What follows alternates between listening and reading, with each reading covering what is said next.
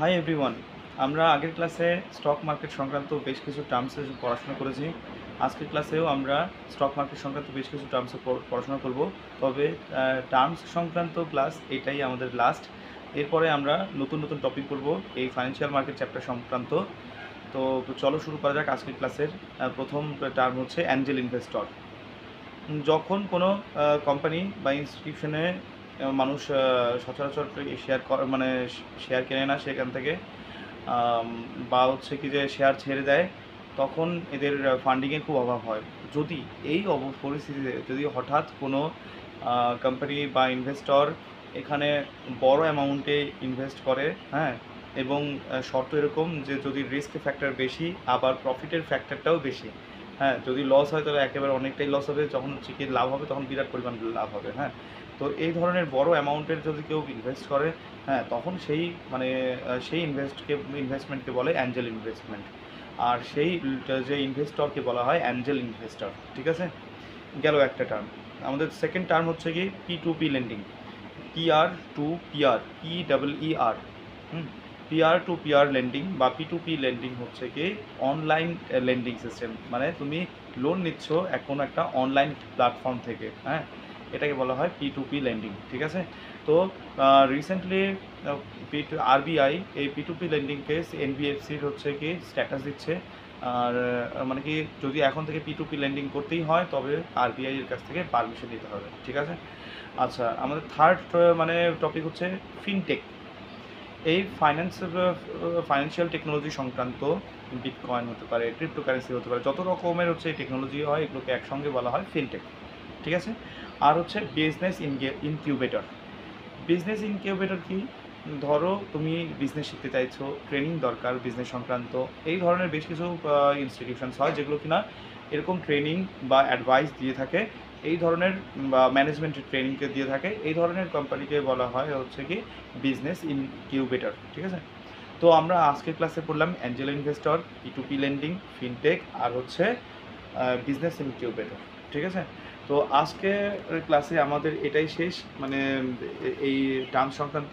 চলো এবার হচ্ছে কি আরেকটা টার্মসের সঙ্গে আমরা পরিচিত হব, যদিও এটা কোনো টার্মস নয়। তো ইম্পর্টেন্ট জিনিস মানে কনসেপ্টটা বোঝার দরকার আছে, সেটা হচ্ছে স্টক মার্কেট।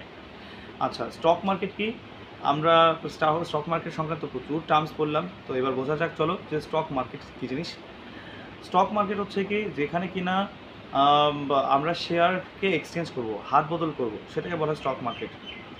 হ্যাঁ, এটা একটা সেকেন্ডারি মার্কেট। আমরা মার্কেট মানে কি যে বলেছিলাম দু রকমের হয়, একটা প্রাইমারি মার্কেট আর একটা হচ্ছে সেকেন্ডারি মার্কেট।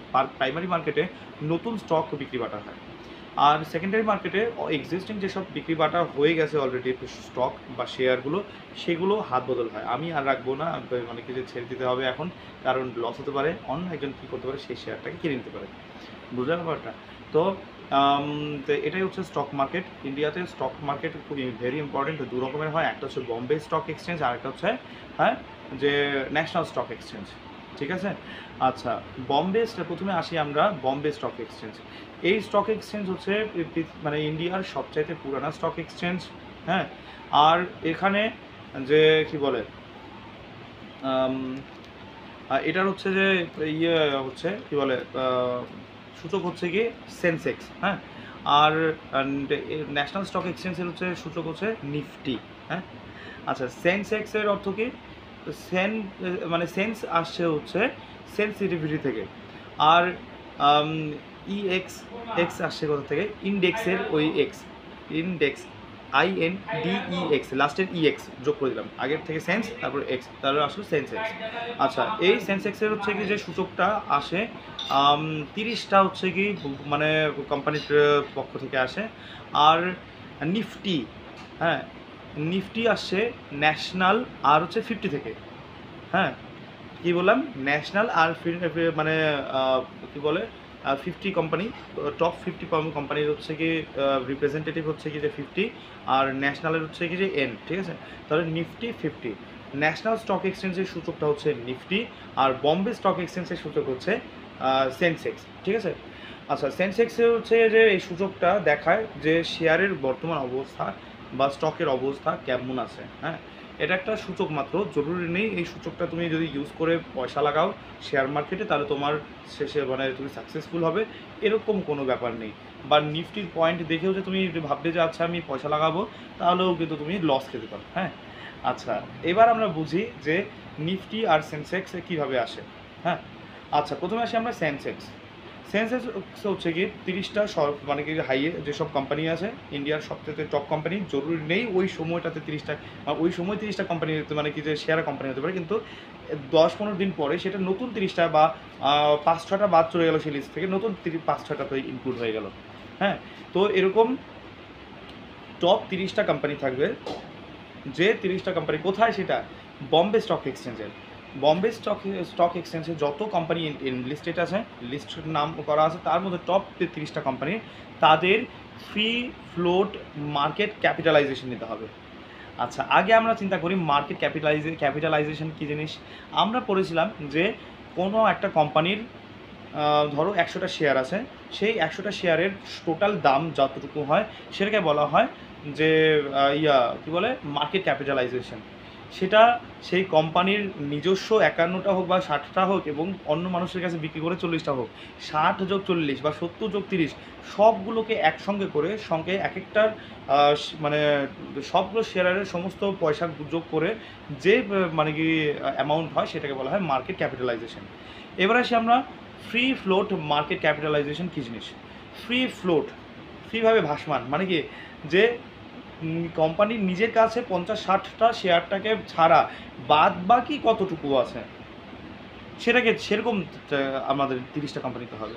ধরো আমার কাছে 100 টাকার কোম্পানি, তোমার কাছে 200 টাকার কোম্পানি, তুমি কি করলে ফ্রি মার্কেটে 10টা শেয়ার ছাড়লে, আমি কী করলাম 40টা ছাড়িয়ে দিলাম, তাহলে আমার হচ্ছে কি যে পয়সার পরিমাণ বেশি, যেটা পাবলিকের কাছে বিক্রি করে দিচ্ছি, আর তুমি 10টা মাত্র শেয়ার বিক্রি করলে, 10টা শেয়ার মানে তোমার পরিমাণটা অ্যামাউন্টটাও পরিমাণ মানে কম, তাহলে তোমার কিন্তু ওই লিস্টে নাম আসবে না, আমার লিস্টে কিন্তু আমার নামই কিন্তু ওই লিস্টে নাম আসবে। তার মানে আমার কাছে কম পয়সার থেকেও আমি কি বলে সেই সেন্সেক্সের লিস্টে নাম আসতে পারে, তোমার কাছে বেশি পয়সা থাকতেও তুমি কিন্তু সেই সেন্সেক্সের নাম তোমার নাও আসতে পারে। তার অর্থ তোমার কাছে যদি অন্য কেউ ইনভেস্ট করে তুমি কিন্তু লাভবান হবে, আমার কাছে যদি ইনভেস্ট করে আমার কাছে তাহলে লাভবান নাও হতে পারে, আমার মার্কেট পড়ে যেতে পারে বা কোম্পানি পড়ে যেতে পারে। তার মানে সেন্সেক্সে কোন কোন কোম্পানির লিস্টেড আছে, 30টা কোম্পানি আছে, তার উপর কিন্তু তোমার শেয়ার ডিপেন্ড করবে না তুমি সেই শেয়ারটা সাকসেস হবে কি ফেল হবে। বুঝতে পারলে ব্যাপারটা? তারপরে সেন্সেক্সের ক্ষেত্রে আসি। সেন্সেক্সের ক্ষেত্রে 30টা কোম্পানির ফ্রি ফ্লোট মার্কেট ক্যাপিটালাইজেশন নেব আমরা, যোগ করব, সবগুলোর যোগ করার পর ডিভাইড করব। কাকে দিয়ে ডিভাইড করব? বেস মার্কেট ক্যাপিটালাইজেশনকে দিয়ে ভাগ করব। মার্কেট ক্যাপিটালাইজেশন আমি বোঝালাম আজকের ক্লাসে, আগেও বুঝিয়েছি। তাহলে বেস মার্কেট ক্যাপিটালাইজেশন মানে কি, ধরো 2000 সালকে আমরা হচ্ছে কি বেস ধরে নিলাম, ওই বছর কি কেমন ছিল বেস মার্কেট ক্যাপিটালাইজেশন, বা যেটা হচ্ছে কি 1995 সালে কেমন ছিল, এরকম হয়তো বইতে দেখবে কত সালকে বেস মার্কেট ধরা হয়, একবার দেখে নেবে। তো নিফটির জন্য আলাদা বেস মার্কেট হয়, আর হচ্ছে কি যে সেন্সেক্সের জন্য আলাদা বেস মার্কেট হয়, ঠিক আছে? তাহলে আমরা কি করব, ফ্রি ফ্লোট মার্কেট ক্যাপিটালাইজেশনকে ভাগ করব কোনটা, বেস মার্কেট ক্যাপিটালাইজেশন দিয়ে, গুণন করব 100 দিয়ে, তবে আসবে হচ্ছে কি যে সেন্সেক্স, ঠিক আছে? এবার আসি আমরা নিফটির ক্ষেত্রে কী হবে, 50টা কোম্পানির নাম, সবচেয়ে সেরা কোম্পানি, আবার কিসের ভিত্তিতে, ফ্রি ফ্লোট মার্কেট ক্যাপিটালাইজেশনের উপর বেসিসে। কার কথা বললাম, নিফটির ক্ষেত্রে 50টা কোম্পানি নিতে হবে। আচ্ছা 50টা কোম্পানি নিয়ে কি করব, তাদের ফ্রি ফ্লোট মার্কেট ক্যাপিটালাইজেশন নেব, divide by base market capitalization নেব। নেওয়ার পর এবার আমরা নিফটির ক্ষেত্রে 1000 দিয়ে গুণ করব, ঠিক আছে? তবে যে মানটা আসবে সেটা হচ্ছে নিফটি ভ্যালু। আশা করি আমি বোঝাতে পারলাম। হ্যাঁ, আজকে তাহলে আমরা পড়লাম 4টা হচ্ছে কি যে টার্মস, আর সঙ্গে হচ্ছে কি স্টক মার্কেট পড়লাম বা স্টক এক্সচেঞ্জ পড়লাম। সেই স্টক এক্সচেঞ্জ হচ্ছে দু রকমের, একটা বম্বে স্টক এক্সচেঞ্জ আর একটা হচ্ছে কি যে national stock exchange. Bombay stock এক্সচেঞ্জে থাকবে 30টা কোম্পানিকে এনরোল্ড, আর মানে সেরা কোম্পানির কথা বলা হয়, আর নিফটির ক্ষেত্রে 50টার ক্ষেত্রে বলা হয়, ঠিক আছে? আর মানে কি যে এই নিফটি বা সেন্সেক্স দেখে তুমি কিন্তু শেয়ার মার্কেটে পয়সা লাগিও না, আরও বেশ কিছু ইনফরমেশন জোগাড় করা দরকার পড়ে, এইসব দেখে তারপরে হচ্ছে তুমি পয়সা লাগাবে, ঠিক আছে? আজকে এই পর্যন্ত থাক, নেক্সট ক্লাসে আমরা আরও কিছু করবো। বাই।